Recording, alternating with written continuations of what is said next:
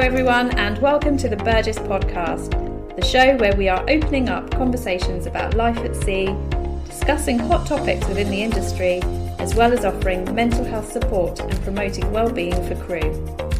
We also have our very own in-house recruitment team, so if you or anyone you know is currently looking for a new position, please send your updated CV to recruitment@burgessyachts.com or check out our recruitment posts on Instagram @Burgess Yacht Crew.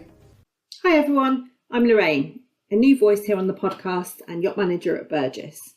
Today, we're thrilled to welcome Danella Hopkins for our first episode of a new series. We'll delve into the release and evolution of the Environmental Crew Guidelines, a project she's been instrumental in developing. Created through a partnership between the Water Revolution Foundation and MB92, these guidelines serve as a comprehensive resource comprising of 24 sections aimed at empowering crew members to adopt environmentally responsible practices in their daily operations. Join us as we uncover Danella's background, her dedication to sustainability at sea, and her pivotal role in shaping these invaluable guidelines. Hi Danella, it's lovely to have you with us. Hi. Can you introduce yourself to our audience and tell us a little bit about your background in the yachting industry? Right, well, I'm Danella. I first joined yachting back in 2007. So I had a good 13 years, I think, as crew in the industry, working on yachts from 60 to 100 mainly. But since then, in my time off yachting, I've also worked as an interior consultant, so on yachts ranging from 50 to over 150 yachts. And so what inspired you to get involved with the Water Revolution Foundation and create the Crew Environmental Guidelines?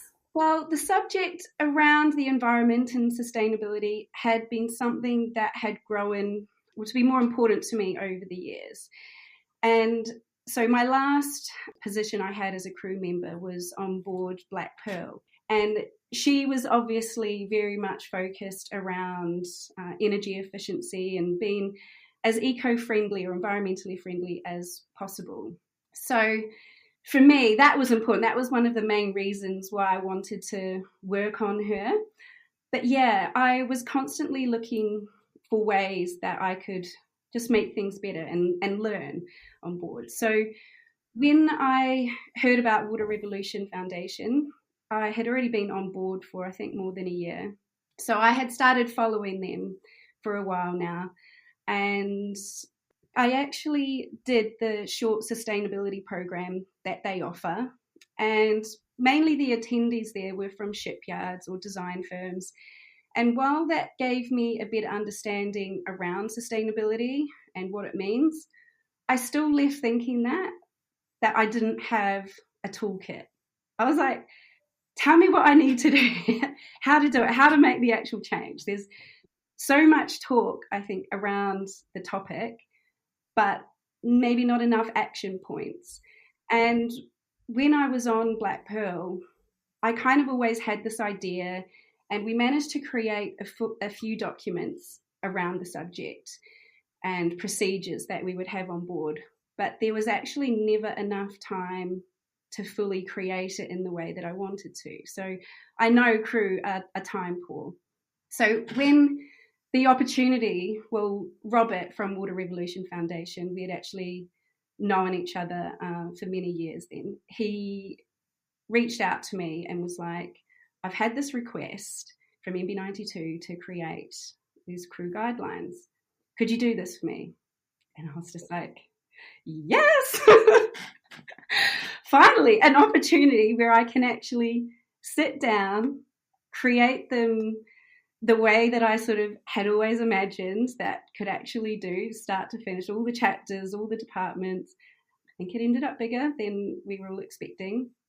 But yeah, I was just thrilled to actually have this opportunity to have the chance to write these and to be able to contribute something that was really important and meaningful to the industry. Oh, that's great. How long did it take you? Is it something that took quite a while? You set a deadline? Well, we did. I think I was really ambitious at the start. I had the time, obviously, to sit down and concentrate. So I started off, jotting down all the different chapters that I think we needed to have. And I'll be honest, I managed to get a good chunk of it done within a few weeks. But then when it came to start getting into the details, and needing to reach out to other people, other crew members that were more specialist, engineers, officers, marine biologists / dive masters. I had all these people sort of at my fingertips to connect to.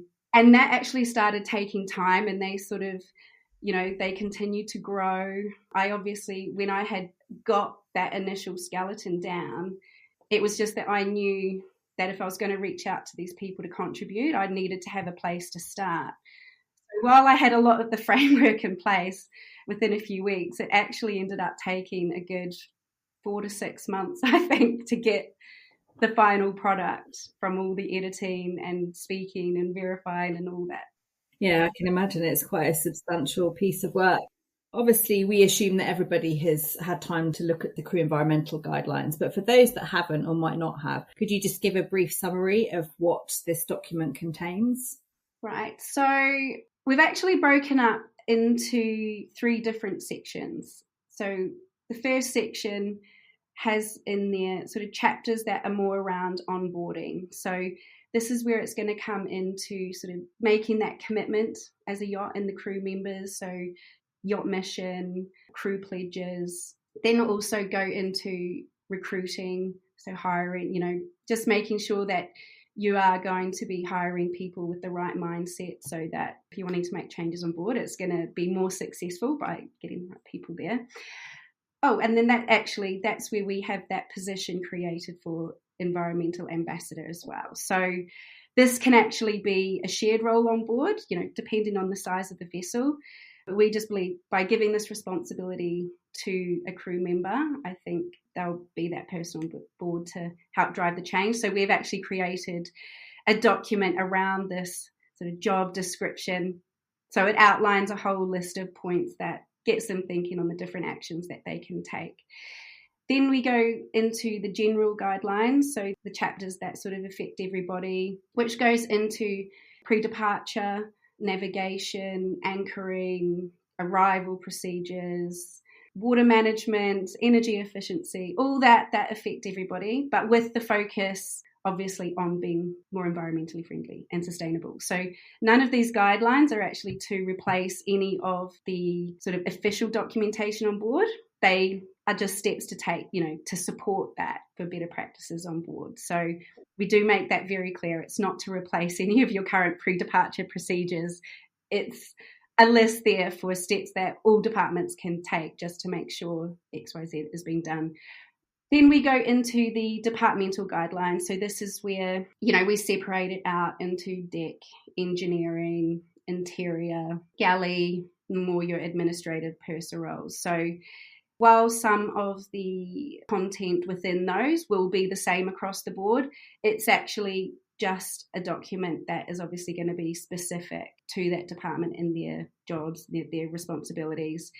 So you can actually take that and sort of make it your own as well. Wanted to be careful not to bombard, all crew with things that weren't specifically relevant to them. Yeah, I think that's always one of the things we sometimes feel like we're asking for a lot of paperwork from crew. So it's adding things that are complementary, not a duplication of what we already request. So it's important that you, as you said, that you make that distinction. Exactly. And we want crew to be able to take these and copy and paste the relevant points, like make it your own. We wanted to make it easy for people. As when we're talking about just being time poor and not having time to create all this document, crew are busy. We really wanted this to be a tool that would allow people to copy and paste it, make it your own, do whatever it takes to help you on board. So just going back for a minute to the Water Revolution Foundation, can you provide us with an overview of the Water Revolution Foundation and its mission? Right. So Water Revolution Foundation, they're actually the first independent, international, science-driven, non-profit organisation that was started within the superyacht industry. So it was set up in 2018 by industry leaders, and their mission was, one, to see how we could reduce yachting's environmental footprint, and how can we preserve the world's oceans. So they have quite an extensive partnership base, which includes, shipyards, designers, suppliers, refit yards. But they actually hadn't really focused on the crew side of things yet. So there's still a lot of people in the industry, I think, that haven't heard about Water Revolution Foundation. But I think now, creating this, I'm sure that's certainly going to spread. But yeah, so non-profit organisation, and basically they are just developing programs and tools to provide knowledge and best practices for the super yacht industry. So the environmental crew guidelines is just one of the things now that they have created. But initially it kicked off with the YETI, which is your Yacht Environmental Transparency Index. So that one there is a method for assessing and being able to compare, a vessel's environmental credentials, so from build to delivery, like the full life cycle. There's also the database of solutions. So that's solutions that basically contribute to increased efficiency on board, or ways that, your environmental impact can be reduced, less waste. So again, that's something that's still in development, and I think primarily more focused on sort of that build refit sector or design there. There's also the Design Task Force. So this is a group of renowned naval architects, interior and exterior yacht designers, and they have meetings now. And actually at Monaco Yacht Show last year, they released the Designers Protocol. So that was to have a standard with, sustainability principles for designers to incorporate within their projects. And they also have the important marine mammal areas. So that's an existing initiative really of the International Union for Conservation of Nature. So this identifies key areas of the ocean that are important to marine mammals and show the potential to be managed for conservation. And actually, that is one thing that we're going to look at incorporating into version 2 of the guidelines. There's a whole lot of information there. You can also find guidelines on communicating around sustainability and reporting on the website, as well as obviously the crew guidelines, which you can now download. So you mentioned version 2 of the guidelines. That's very exciting. I know when you spoke to us previously at Burgess, you talked about how it's given you so many more ideas for the future about this version 2. What do you see for version 2, and sort of what's the deadline for this? Right. Well, version 2, yes. We had to stop somewhere, honestly, and just get them out. The topic is so vast and it's so easy just to get caught up into the details. But this version is more focused on the operational side of things, which is really what we wanted. But there has been the request to incorporate more on the new build and refit. So we definitely want to bring in that.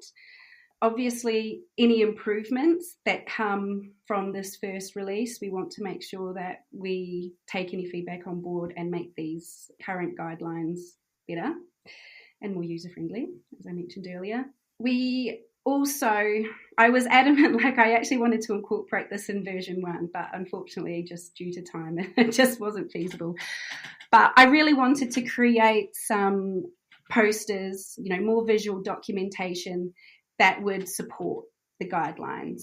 Obviously, these here are written more as you would find perhaps like an SOP on board.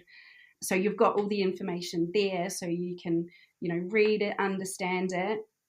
But if it's posted on a wall, it's quite wordy. So I do have plans to make the information there into sort of more shorter bullet point versions, a bit more visual, so that they're easier to post around and crew to follow. We'll also, I think, go more in depth on the waste management side. That's a topic that I think gets quite complicated, and perhaps I was even thinking maybe setting myself the challenge to really see what we can do here when it comes to the marinas and the shipyards and things like that, because I know that that's one of the big challenges that crew face is, as much as you can organise and try and manage your waste on board. As soon as you take it ashore, is it actually going to be processed in the way that you intended? Great. Yeah, I'm really excited to see where this takes us with Crew and thinking towards the environment in the coming months. So we look forward to see how this rolls out for you and the team as well. Yeah, and I look forward to get the feedback, from yourselves and what you get back from the crew, and it's going to be interesting. Yeah, absolutely. We're going to be talking to all our vessels on this subject and getting their feedback, which we'll feed back to you, of course. Well, thank you very much, Danella, for joining us, and look forward to talking to you in a few months' time. Thank you for having me. I look forward to catching up with you as well.